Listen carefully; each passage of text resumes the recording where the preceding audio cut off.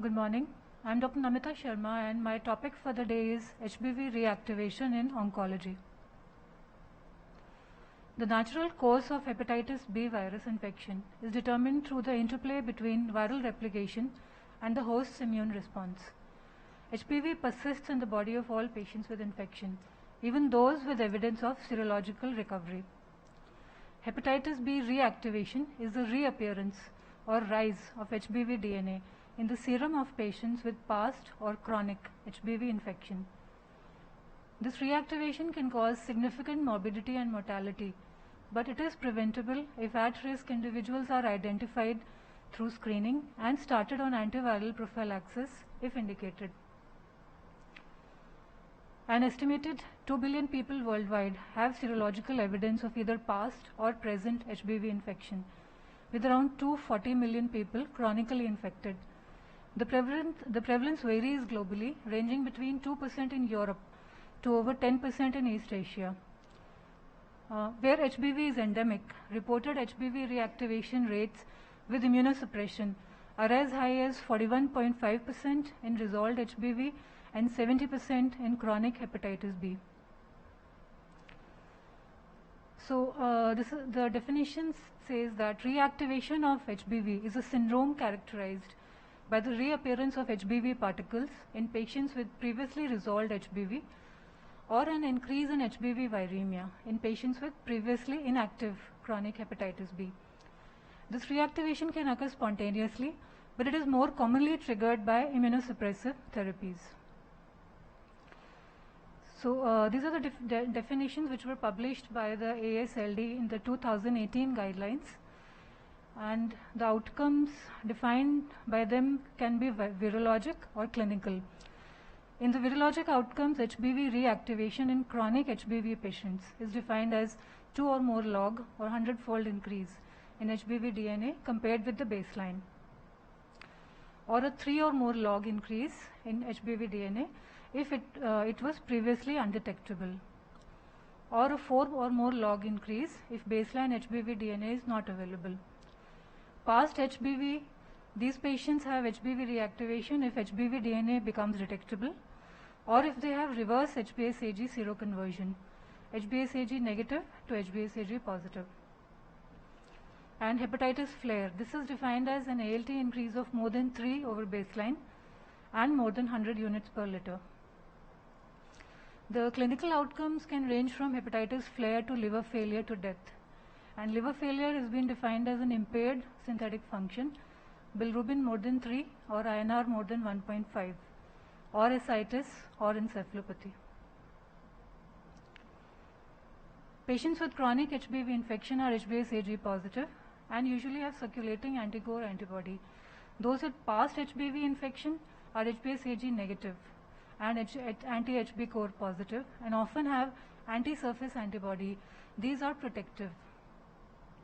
Although such patients are considered to have past HBV infection, HBV DNA persists within the liver in the form of highly stable, covalently closed circular DNA or CCC DNA and integrated DNA.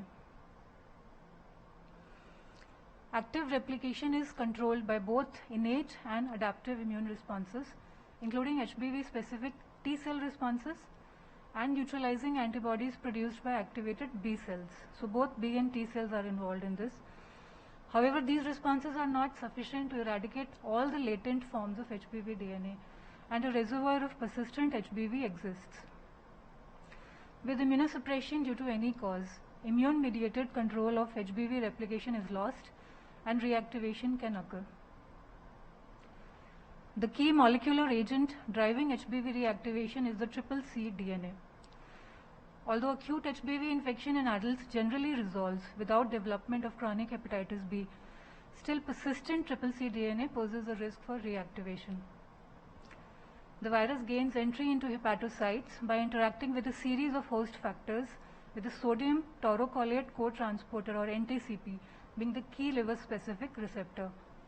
The partially double-stranded HBV genome is imported to the nucleus, where both viral and host machinery complete a full-length CCC DNA molecule or a mini chromosome. This mini chromosome persists as the reservoir for both new viral particles and more CCC DNA. So this figure shows us the HBV life cycle. These are the viral particles. They are first internalized through receptor-mediated endocytosis by binding to NTCP. The nucleocapsids, these are the yellow hexagons. They are then uncoated in the cytoplasm, releasing the partially double-stranded viral genome, the single red circles. These are then imported into the nucleus.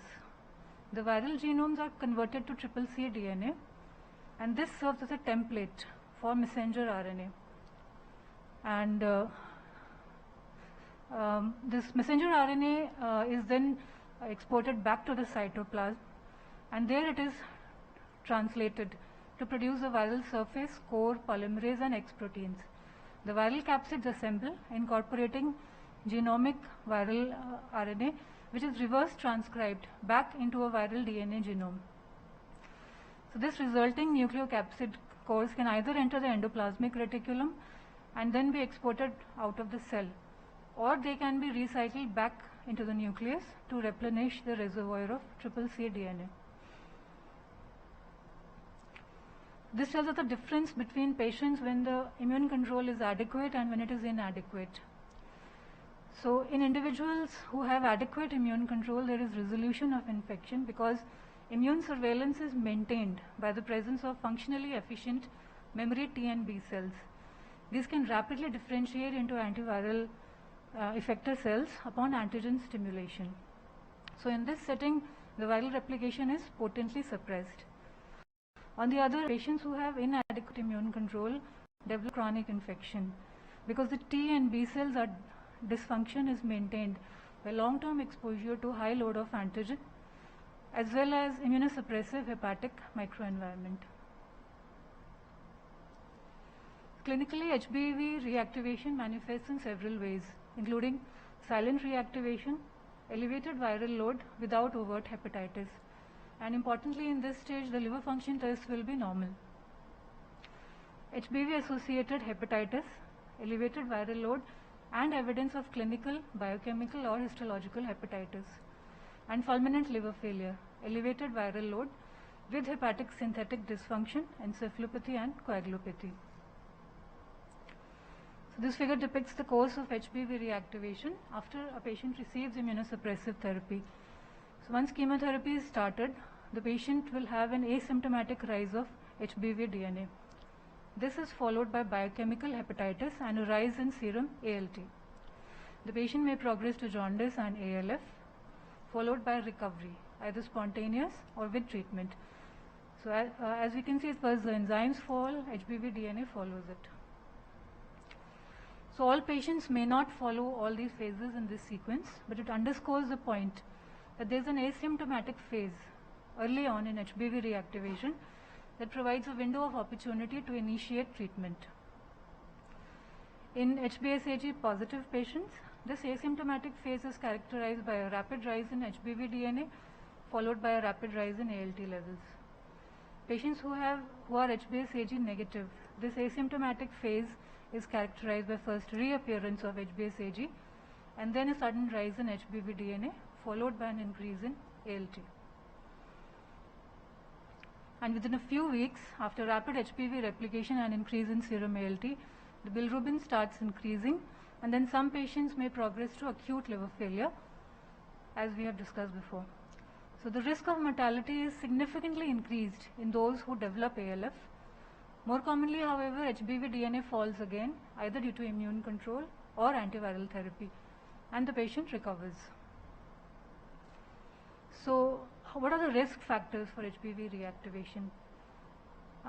Factors pertaining to the host, the virus, the immunosuppressive regimen and the underlying disease itself.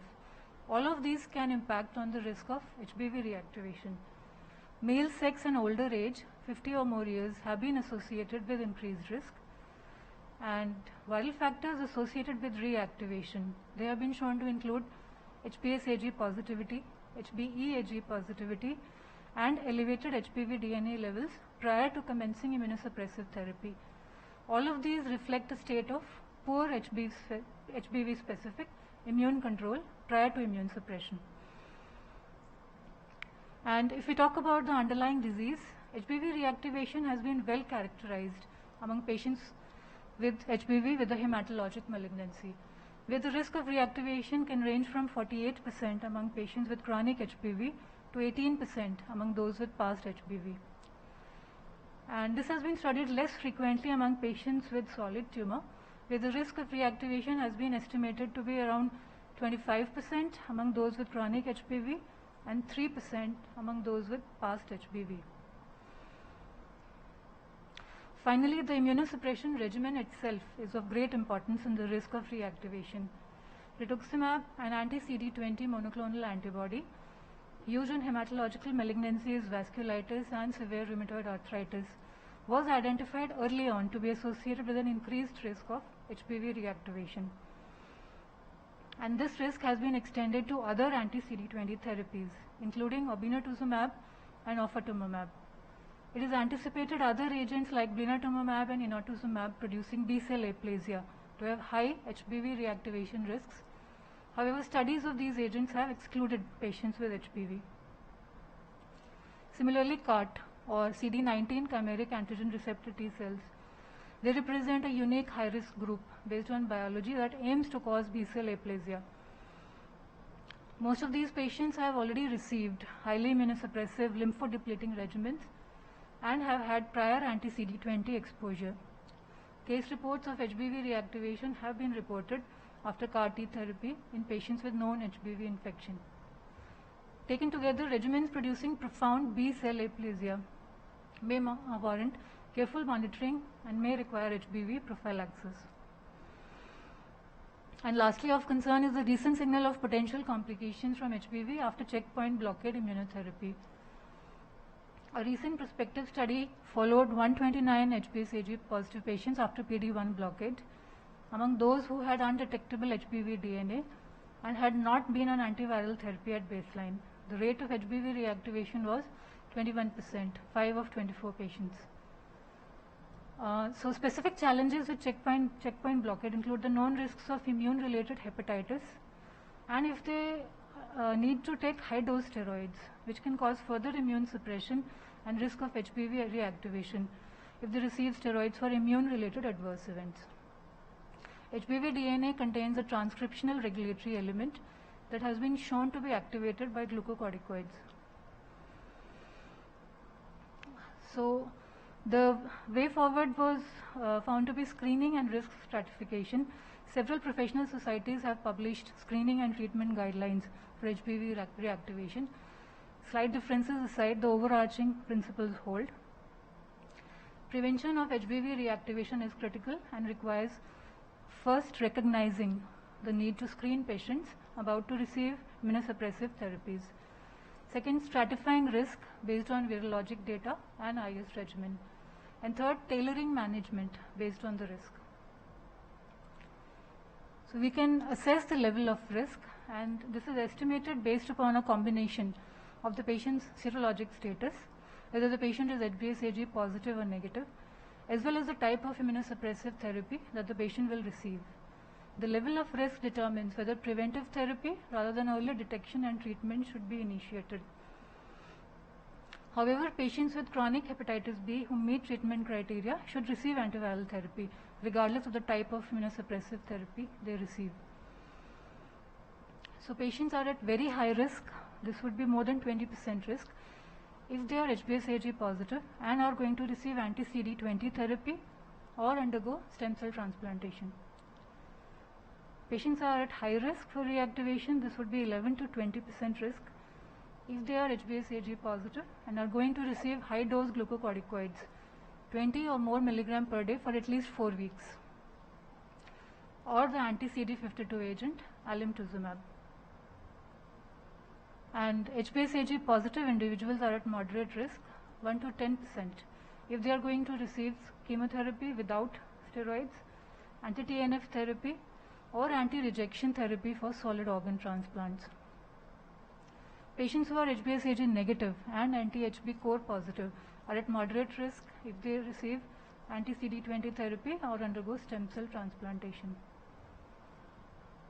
And HBsAg positive individuals are estimated to be low risk at less than 1% if they receive methotrexate or azathioprine. And HbA1c negative and anti-HB core individuals are at low risk if they receive high-dose steroids or alemtuzumab. And this is estimated to be very rare occurrence in HbA1c negative and anti-HB core positive patients receiving chemotherapy without steroids, anti-TNF therapy, methotrexate or azathioprine. So the treatment of HBV reactivation can either be prophylactic or preemptive. The former approach offers antiviral treatment to all patients considered at moderate or high risk prior to commencing immunosuppression, whereas the latter involves regular monitoring of ALT, HbA1c and HBV DNA during treatment, with antiviral therapy started when the HBV DNA and or the ALT levels rise. Studies have compared the two strategies and found the prophylactic treatment to be much more effective in preventing reactivation. In considering who requires this prophylactic antiviral treatment, one needs to assess the risk of reactivation. The previous guidelines, the clinical guidelines, have been heterogeneous in their recommendations for the assessment of the risk of HBV reactivation, especially with regards to patient selection for testing and choice of antiviral treatment. So in 2010, the ASCO, the American Society of Clinical Oncology Practice Guidelines, they said that evidence is insufficient to determine the net benefits and harms of routine screening, and they said we should rely on clinical judgment. This was updated in 2015, and the guidelines then said that medical providers should screen by testing patients for HBV infection before starting anti-CD20 therapy or stem cell transplantation. And providers should also screen patients with risk factors for HBV infection. Other guidelines were also similar. So this was found to be resulting in poor patient outcomes, and Huang et al. Published this study in AASLD 2011, and this was a retrospective cohort study and followed more than 10,000 patients who received chemotherapy. They found that 17% were screened for HBV prior to chemotherapy. Of these, 8% were HbA1c positive plus minus anti-HB core positive. Less than 20% with HBV risk factors were screened, and HBV reactivation occurred in 34 patients. And the all-cause mortality, this was 22% in patients receiving prophylactic antiviral therapy and 72% in patients who were treated after detection of HBV reactivation. So the guidelines have been updated after this, and the AASLD 2018 guidelines, they were revised, and the recommendation was that screening is recommended in all persons needing any immunosuppressive or immunomodulatory therapy, including cancer chemotherapy, before initiation of treatment. They have advised that we should do HbA1c and anti-HB core. Patients who are positive for both HbA1c and anti-HB core should initiate anti-HBV prophylaxis before immunosuppressive or cytotoxic therapy. Patients who are HbA1c negative and anti-HB core positive could be carefully monitored with ALT, HBV DNA and HbA1c with the intent for on-demand therapy, except patients receiving anti-CD20 antibody therapy like rituximab or undergoing stem cell transplantation, for whom anti-HBV prophylaxis is recommended.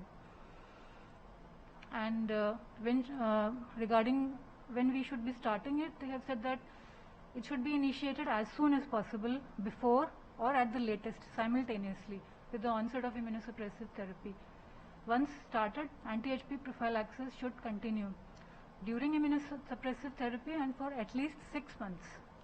And this should be extended to 12 months for patients receiving anti-CD20 therapies after the immunosuppressive therapy is completed.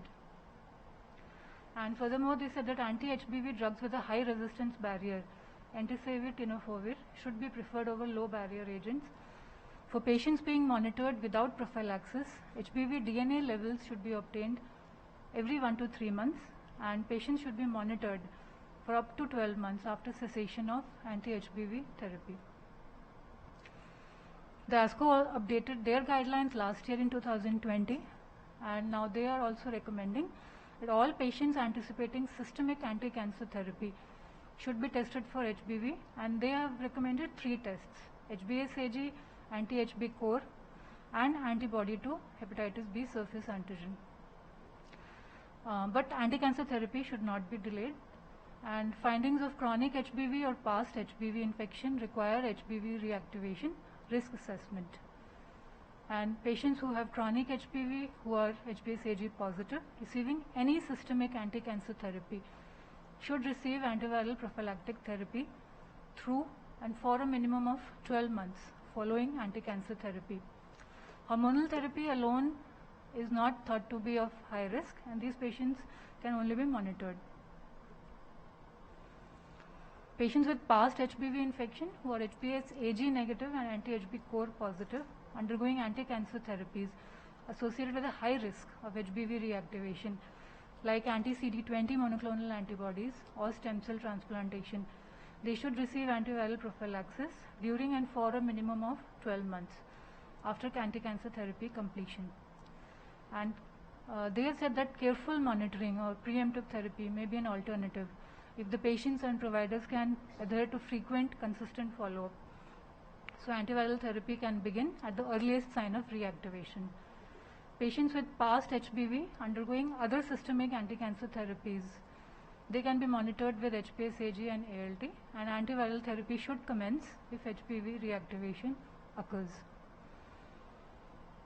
And which drug should be used? Most of the clinical guidelines recommend the nucleoside inhibitors, tenofovir and entecavir, as first-line therapy for both prophylaxis and treatment due to their higher efficacy and high viral resistance barrier.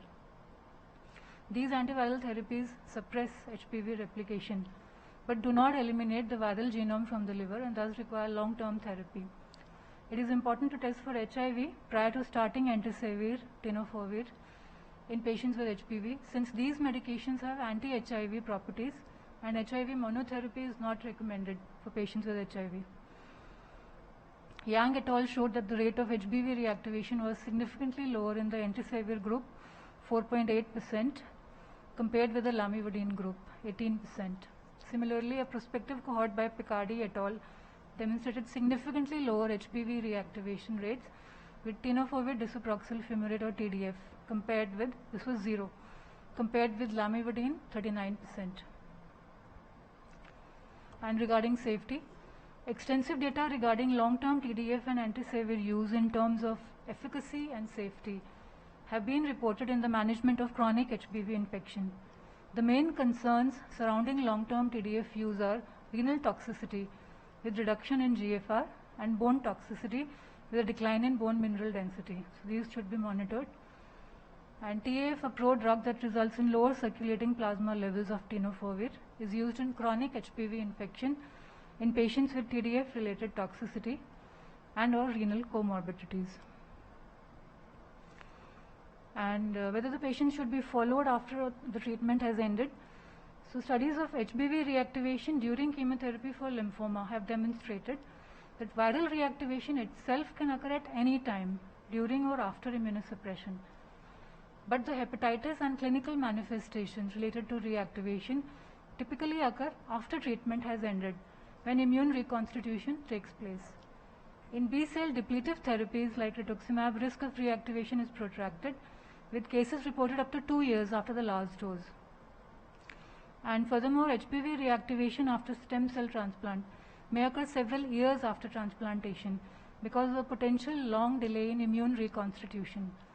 Therefore, reactivation may be ongoing over an extended period of time and requires long-term follow-up and surveillance.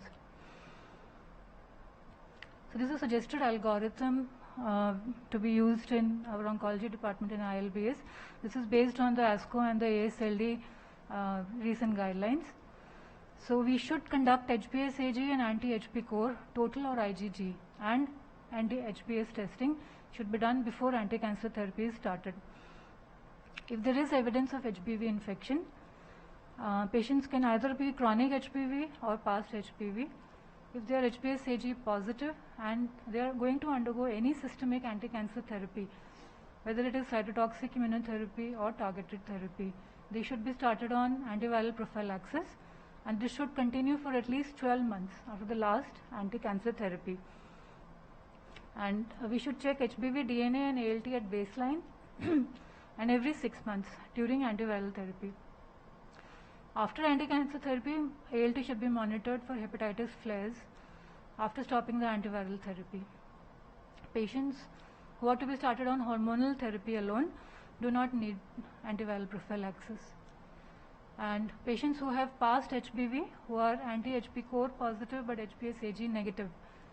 So if they are to undergo anti-CD20 therapy or stem cell transplantation, they should be started on antiviral prophylaxis to continue at least 12 months after the end of the therapy, and the same monitoring. And patients for all other systemic anti-cancer therapies can undergo close monitoring. HBV DNA, HPS-AG and ALT should be checked every 1 to 3 months during the anti-cancer therapy. If HPS-AG positive or reverse seroconversion occurs, they should be started immediately on antiviral therapy. If there is a hepatitis flare, again they should be started on antiviral therapy.